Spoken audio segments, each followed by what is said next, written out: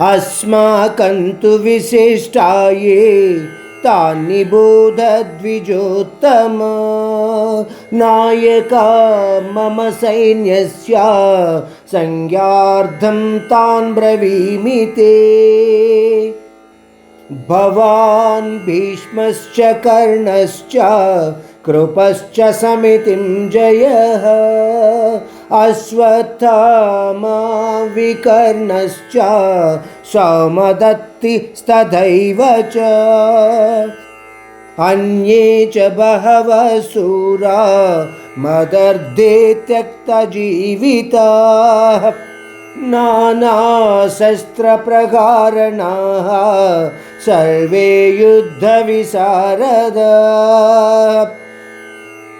ఈ శ్లోకాల ద్వారా దుర్యోధనుడు అంటున్నాడు, ఓ బ్రాహ్మణోత్తమ, మన సేనలో ఉన్న యోధులను కూడా చూడండి. మీకు మరొక్కసారి తెలియచేయడానికి నేను ప్రయత్నిస్తాను. మన సేనలోని ముఖ్య ప్రముఖ సేవా నాయకుల గురించి మీకు తెలియచేస్తాను. మన సేనలో మీరు ఉన్నారు, భీష్ముడు ఉన్నారు, కర్ణుడు, కృపాచార్యుడు, అశ్వత్థామ లాంటి అనేక శూరవీరులు ఉన్నారు. వీళ్ళందరూ కాకుండా ఇంకా ఎందరో వీరులు మన సైన్యములో ఉన్నారు. వాళ్ళందరూ కూడా అత్యంత యుద్ధ నిపుణులు, అనేక శస్త్రధారులు కూడాను.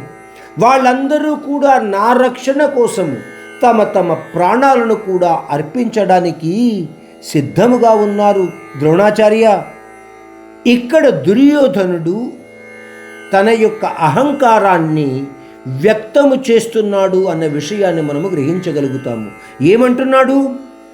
ఈ యుద్ధ భూమిలో ఉన్న శూరవీరులందరూ కూడా నా రక్షణ కోసము ప్రాణాలు అర్పించడానికి సిద్ధముగా ఉన్నారు. అంటే దుర్యోధనుడు కౌరవ సైన్యములోని తన యొక్క ప్రముఖతను తెలియచేయడానికి ప్రయత్నిస్తున్నాడు.